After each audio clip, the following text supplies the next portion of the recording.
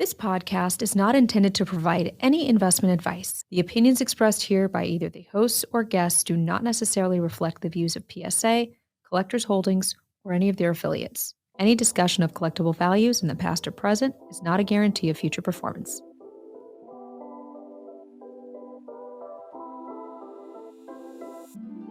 Hello, everyone, and welcome back to another week of the PSA Pod. I'm your host, Ryan Green, and I'm really excited to dive in with our guest today. Joining us is Ross Hoffman, CEO of Goldin. Ross, first off, just thank you for taking the time to join the show. We do have a lot to get into, but obviously first, I got to know how hyped you are about the Super Bowl because your team, we're just days away. They're playing in the big one for the second time in, I believe it's 5 years. What's the hype level like for you right now? Thanks for having me. I thought this was just a Super Bowl podcast, actually. Yeah, you've never seen a unilateral positivity coming out of both the fan base and the local radio. It's either going to be everyone was right or, oh man, are we in for a cold winter? It's exciting. The whole city's green. People have forgotten about the fact that the Sixers are moving up the Eastern Conference standings. And it's awesome. They've had a great path to get there, and we'll see. It's incredible that a team was able to turn themselves around in 5 years with a new coach and new quarterback and be here again and to live here for it. I was in California for the last one, so really excited to be able to share with my family. Oh, that's awesome. I'm excited for you. I always get excited for people whose teams go to the Super Bowl, because there really is no experience like those 2 weeks leading up to it, whether you're going to the game, just watching it with family. It's really something else. And your passion for the Eagles kind of ties in with you as a collector. And, let's start there because when we have guests on the show, we love to, get your collecting story and your collecting background. And with you, I remember one thing I saw that you shared on your personal social media a few months back was a Randall Cunningham 1987 Topps card that I believe you said you had signed when you were a kid at training camp. And then years later submitted it to PSA for dual authentication for the auto and grading. That's a heck of a piece sentimentally for any Eagles fan, right?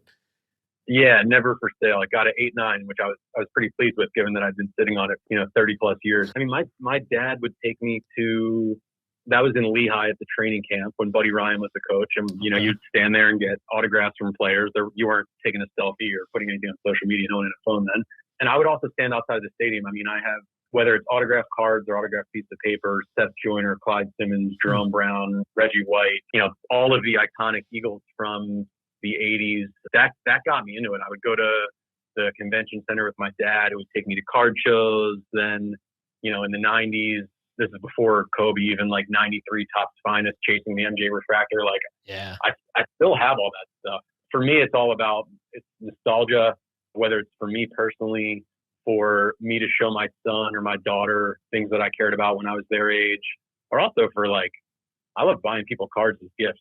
Like when to your point of someone enjoying the Super Bowl and you being happy for them, to have that sentimental connection, to know what someone likes or their fandom and be able to gift that to them is awesome. Like, to me, I think you can, people around similar ages have the same cards that they they had up on a pedestal when they were kids. Like the 89 Upper Deck Griffey rookie was like the card. Yep. Unfortunately, from a value standpoint, a lot of people have that card, but like that to me was just such an iconic one from my youth that I still have. And I even now have my dad's collection from when he was a kid. I've got I think it's 48 Leaf Bednarik rookie. A lot of, obviously, through line of Philly sports, but yeah, it's awesome. I don't own a ton of modern stuff. I'd say the most recent stuff. I've got some Jalen Hurts stuff just because my son likes them a lot. Mostly big 90s basketball. Iverson's my favorite player. So whether it's memorabilia, I don't make game use stuff of his yet, but I'd like to get something. But a lot of Sixers and a lot of Eagles is the stuff that I collect. I love it. I'm big on sentiment in the hobby. You really hit on something for me. When I got back into the hobby myself, after a very brief hiatus, a big thing for me was going back and getting the cards that I really wanted as a kid, but maybe I couldn't, afford myself. And yeah, that's a great avenue for any collector. And, it kind of transitions well into what we want to focus our talk on today, which is the recent launch of the Goldin Marketplace. A big angle with the Goldin Marketplace is that there is something for every collector in it. Collectors for years have known about Goldin's incredible elite auctions, but now with this always on Goldin Marketplace platform and the new weekly auctions, you guys are really diversifying your overall buying experience for collectors. So, first off, just how exciting has this last few weeks been with this now going live expansion of the Goldin business? It's been awesome. There's a vibe at the office and on Slack. The teams are really excited. We've had tremendous traffic coming to the platform over the last 2 years that I've been here. A lot of people want to come and look.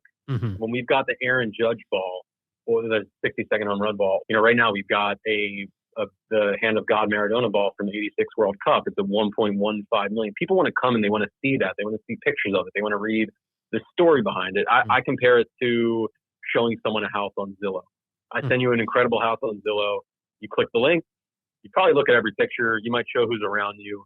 If the last picture says, give us your email and sign up for a tour of the house, and it's a $100 million house, 99 out of 100 people are not going to do that. Probably more than 99 out of 100 people are not going to do that because they don't have the means, but they're still going to look and they're going to see it. And we experienced that with Goldin, where there were a lot of people that came.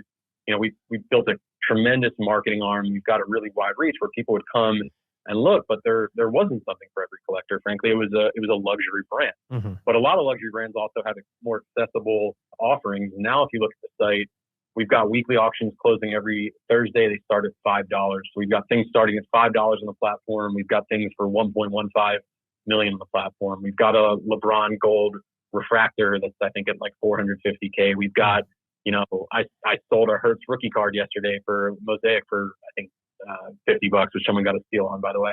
So there's a variety of items. There's always on marketplace where people can buy things and list them in real time. They can sell 24/7, and then of course with the weekly auctions starting every week. And when you bring together all of the assets we have, it's going to grow both in terms of breadth and depth over the next coming years, which we're really excited about. You mentioned some of the bigger items that are in the weekly auctions, and one thing I didn't expect when the first weekly auction went live was just how much volume would be there. And there's, like you said, there are some really good deals to be found, but there's also some incredible unique items that maybe sometimes you would only find in maybe the elite auction. There's just been some really cool, unique stuff. What have been some of your favorites that you've seen so far in terms of unique items to pop up, especially in the weekly auctions? Yeah, we've had a bunch more wax than I thought we would have initially. Mm-hmm. So some modern soccer, modern F1 in the marketplace. There was, is it 98 Skybox, the Duncan Gunnuts Iverson card, which is just a great insert. We've had a more TCG than I thought we would have. We've had Star Wars cards. We've had wrestling cards. We've had, I think I saw Thor 137 sell last night. So more variety than I would have thought us have, which is exciting. I think it speaks to the brand. It speaks to the relationships we have. It speaks to the fact that people are now, reconsidering something that maybe wasn't for them in the past because it just wasn't the price point that they either bought at or sold at. And now there's a reason for them to come back. And, it used to pain me when we would have sometimes multiple days in a row where you couldn't transact on the platform. Yeah. And I come from working at tech companies that are always on. There's always things happening on the site. There's always new metrics and new growth milestones that you're hitting. And we didn't have that. And now if you look at the site, there's an auction closing tonight at 9:00 Eastern, or tonight for when we're recording this. I don't know when it's going to air. There's one that opened 2 days ago. There's an elite that closes in a week. There's a preview for a comic that's coming in a few weeks. And there's a marketplace that's always on. So it's really just fundamentally different than what we've ever had. And it's really exciting. Like you said, there's a lot of options. And for those in the hobby, there's been a lot of choices, and there's more, now than there were a few years ago in terms of where to go buy and sell cards and assets. For those who maybe don't have that hands-on experience with the Goldin platform in the past, say with the elite auctions, now that you have this Goldin Marketplace and the weekly auctions, what do you feel like are some of the top selling points and features of the product itself, the utility of it for customers? Sure. Yeah.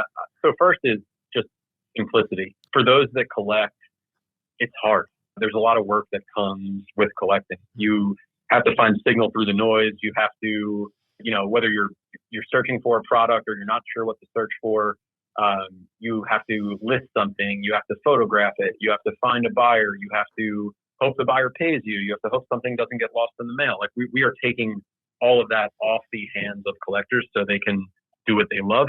We've built a true one-stop shop. So whether you're getting a card graded at PSA and selling it at Goldin, or you're sending it into Goldin directly to get graded, or you're sending it into Goldin graded already, or it's a comic or memorabilia, we can handle all of that for you. So I think if on the sell side, it's friction removal. On the buy side, it's more security, knowing that, hey, I'm going to get what I paid for. Like there's a team of experts that are authenticating something. They're looking at it to ensure that it's real. They're verifying it. We've got a pretty involved process on our side where we're looking at everything. There's a consistent photograph of what you're seeing. So, you know, hey, how's that corner look? I want to zoom in there. Oh, it's taken on someone's iPhone. Like everything is with a DSLR camera. So we're trying to build a more simple, friction-free experience for collectors. I'd say that's the main draw for folks, is that consistency. And when you can do that successfully over time, you get more selection. And to your point, we've had more selection than, frankly, I think any of us thought we would have initially when it comes to both depth and breadth of verticals. So selection is the next thing that comes to mind, especially when you talk about the tie-in with PSA, which we can touch on a little bit. Mm-hmm. And then last is just the tech. A lot of our tech is hiding in plain sight. And it's kind of like the catcher in baseball. Like I feel like the catcher in baseball has a thankless job. 99% of the time they do their job and no one says anything. And the one time a ball gets past them, you know, they should be benched and we should bring in the backup. And a lot of the tech that we built does that. And I mean specifically security and speed. From a stability standpoint, we can scale and bring in, you know, millions of users and the product will work just fine. And second is speed. The speed of bidding and transacting. Mm-hmm. It's really fast. I've gotten a lot of really good feedback internationally from Latin America, from Asia, from some of our customers where they're like, man, the latency is really, really low in this product. So I think unless you've known to look for those sort of things, you don't feel them. And when you have that really good foundation that we built, you can then layer on what I call the kind of wow or cool stuff that you can build, which some of which would hide in plain sight, but things like personalization, things like leveraging the data that we have. When you can cross-reference the PSA set registry coupled with what someone gets graded and what they buy and bring that data together, that's a really, really powerful thing. So you'll see a lot more investments in, I'd say, some table stakes stuff like, safe search and other ways to create more discoverability, but also just enhanced search and personalization to the degree of, you know, you go on Netflix and your Netflix looks much different than mine. Mm-hmm. Right now you go on Goldin and everyone's Goldins look the same. But if you are a diehard Eagles Sixers fan, you should not see New York stuff because there's a high likelihood that you're never going to buy that. Or if you're collecting a set and you're missing a card and it happens to come up for auction, we should make you aware of that, because if that's your last card to finish that set, you really want that card. You most likely want that card more than anyone else in the world. So there's a lot of stuff we're going to build on. It's a very strong foundation that we started with. You know, I do want to expand. You mentioned the intersection with PSA grading and buying and selling on Goldin. And one thing I want to dive into is the connectivity of the two brands through the Collector's Vault. That's one of my favorite aspects of this product as a whole. You know, from the start, the Vault was launched in the summer of 2022. You know, the ultimate goal of it was to build the complete, and as you called it, frictionless experience of going from grading your cards at PSA all the way through, you know, whether you want to store them, whether you want to sell them, all through one product. So, you know, just from a high level view, how significant is it now to have PSA grading and then Goldin, you know, the ability to buy and sell and transact connected like this between those two brands? Yeah, I mean, I can't underscore how incredible it is. Look at the volume. I think this is public data. I think PSA graded, I saw Gem Rate tweet north of 11 million cards last year. Mm-hmm. A lot of that 11 million cards ended up being sold. If you're going through the chasing of the card and the buying of the card, whether you're buying it from a pack or you're buying it raw from someone and you want to get it graded, which obviously a lot of people do, you have a high likelihood that you want to sell that card or you want to securely store that card. And maybe you don't want to pay for shipping. And maybe you don't want to relist that card. And maybe you don't want to, you know, if you don't get paid on a certain platform, have to chase a buyer down and or relist it. And maybe, that brings value down because the same card's available if it's a rare card. So to have that connectivity and that volume and that selection is incredible. And to bring that through in a one-stop shop where hey, you know what? I'm going to get my card graded. I'm going to keep it in the collector's vault. I'm not ready to sell it, but I want to securely store it. I don't want to worry about insurance. I don't want to worry about any safety concerns with having it home, with shipping costs, et cetera. That in and of itself is a great advantage given the scale of the supply. And then, of course, the ability to bring together a liquidity option for customers is just unparalleled. That the scale itself, I think, is underappreciated. But if anyone's had the ability to actually see PSA in action, whether you're at the National and you see how many people are actually there in the grading operation, it's incredible the volume that comes through that building every day. So to be the liquidity arm of that is really exciting for us. Yeah, and like we said, this has all happened in a matter of months, going from launching the vault now to, completing this frictionless experience. So of course, this product is here to stay. So you touched on some of the things that are to come on the platform on the Goldin end. Let's compare today to 1 year from now. If we're having this same conversation, what do you think is going to be the biggest selling point of what's being developed now, a year from now, when we're talking about this platform? What are maybe some additional features to come in the near future that you're most excited about? I hope we can make people feel the most informed on both sides of the transaction. And that we have furthered our reputation with trust and authenticity on both sides of the transaction. And what I mean by that is like the most accurate data of what a card is worth. Yeah. Great UI for pop reports and rarity. The ability to see things that are potentially undervalued that you should be scooping up in real time. That's one, and just from a data perspective. Two would be on the personalization side, people just finding things incredibly simply. Like the card's almost finding you.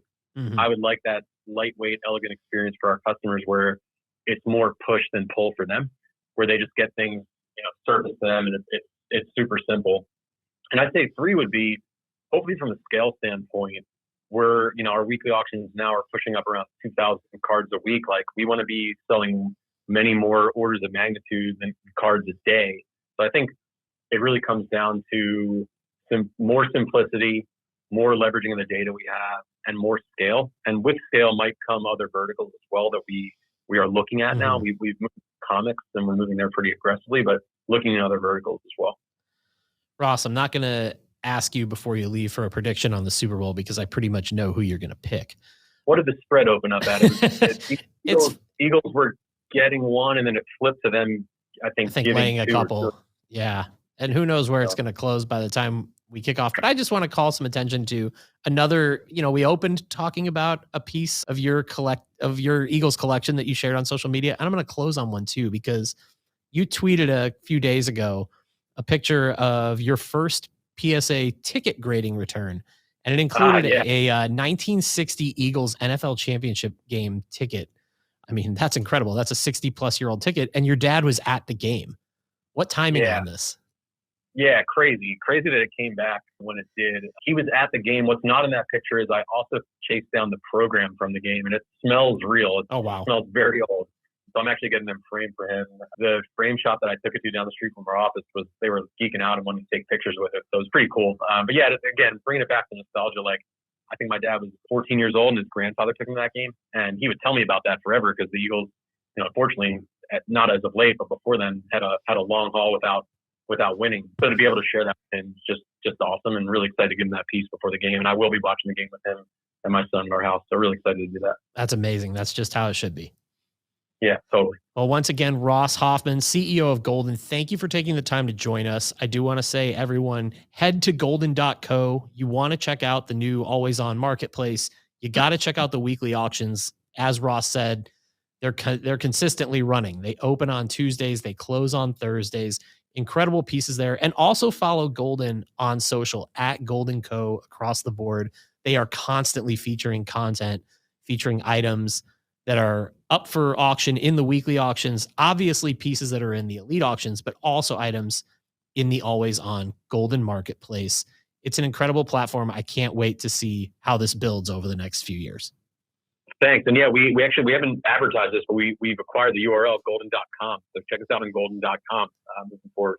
Even easier. Yeah. And we will drop the links in the description below. So once again, Ross, thank you for taking the time to join us. I'm Ryan Green. This has been another installment of the PSA Pod. We'll be back to talk to you again soon.